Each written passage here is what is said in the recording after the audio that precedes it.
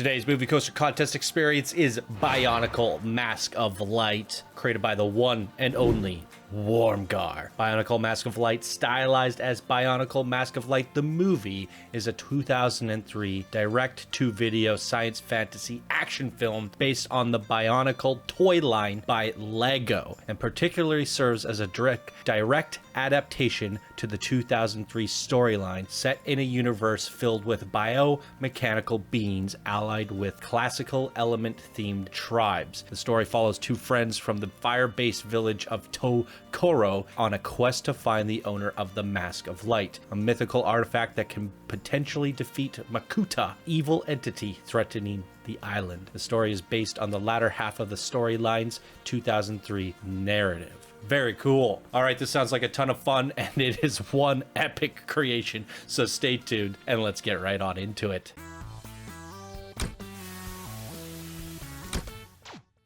Heyo, my Planet Coaster friends, Johnny5 Alive here, and welcome back to another episode of Coaster Spotlight Movie Coaster Contest Edition. This is the one and final entry of the movie coaster contest, the final one of them all, Bionicle Mask of Light, created by Wormgar. And here they say, hey Channel 5 crew, hope my favorite YouTube couple is doing well. When I first joined the Channel 5, I knew I wanted to make something around Lego Bionicle theme. I had started some ideas and small blueprints, but never felt ready to make a full ride experience. Thank you for giving me that push to get this project started and done in only a few months. I'd like to give a big shout out to Gear Ratio. Hope you remember that awesome creator for creating Taka Nuva figure a few years ago before I was confident enough to create this scale. Thanks, dude. Gear Ratio. I wish you gave me more to go off of. Gear Ratio. It rings a bell, but I can't remember the creation now. Anyways, a little behind the scenes info on Wormgar. Hopefully I'm not. Hopefully this is okay, Wormy.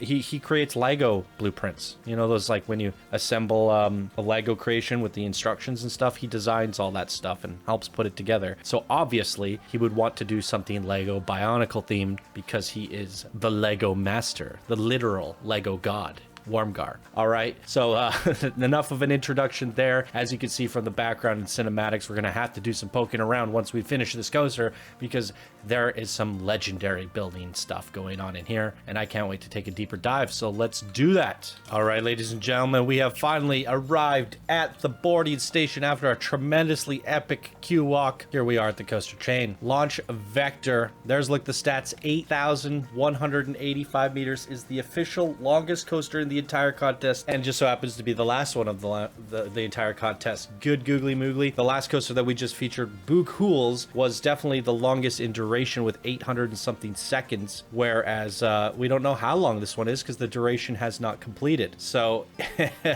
I would say that Boogie's is the hard one to top, but this one is giving me a hard time with the frame rate. I have a feeling this is gonna be quite the journey, you guys. So this might beat Boogie's 800 seconds of duration, but we'll see. Boogie's was a lot of drive tires, a little bit slower paced. This could be faster paced. I'm very curious to see how the contest ends off here with Wormgar. Buckle up, ladies and gentlemen. Make sure you have a full bowl of popcorn, because this is going to be a long experience. And custom audio is working. Off we go.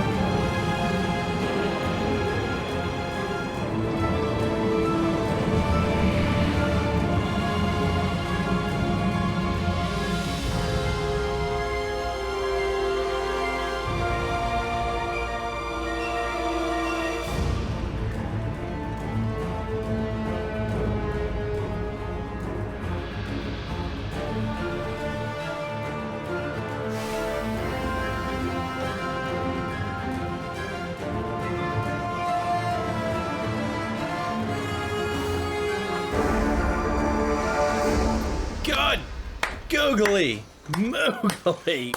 My freaking goodness! 481 seconds in duration is the total time for that one. So shorter than Boogie's in duration, but longest coaster in the contest by a freaking mile. Actually, by like 3 miles. Wow! the trick. Oh wow, where do I even begin?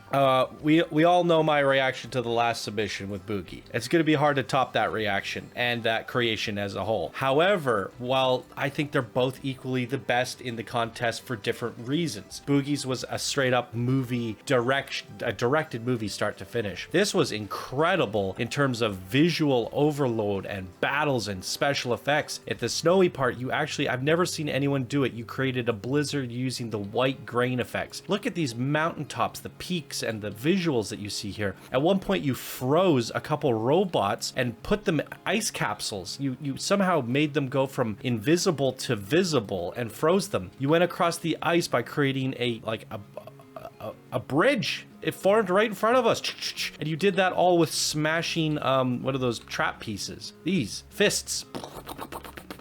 This is getting laggy at times. This has the most part count and exploration and coaster track. Like this has the most stuff in it in the entire contest. Well, it may not tell a story, a narrated story, start to finish the end, and it's just kind of like Battle of the Bionics. You know, like we see the characters everywhere. They're battling everywhere. I guess it did have a big beginning, middle, and end in theory. It was just hard to tell what's going on without a little bit of direction. Like we one time we got the white Bionicle creature and we were traveling through the cave, and it was just visually impressive. The white streamy things spiraling around the cave. I was like, whoa, what's happening? And I guess that was our chosen warrior to go take the last battle against that one last evil Bionic. You know, you can kind of like tell the story in your own mind. At least that's my rendition of what I saw and how I would write the story in my mind, in my perspective. That's how I perceived things. Nonetheless, these are crazy. That one Coliseum scene, look at this. This is they're all cheering. Those are scorpion claws. And it looked like, I was like, how did he do that? I was like, did he make his own theme maker toolkit? And then I'm like, wait a second. This is the one creation that or one of the few creations that I downloaded that didn't have any theme maker toolkit, which is custom made creations, like assets from the community. So I was like, oh wow, like, he created everything himself. And then like it took an hour to load still.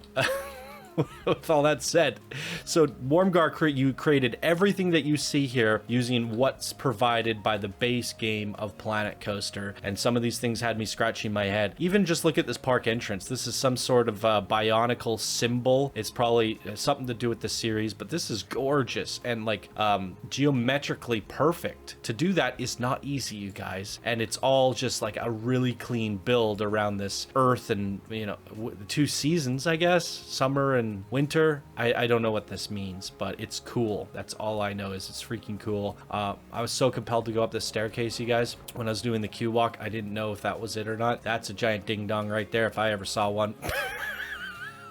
Sorry, I'm a man child. Yeah.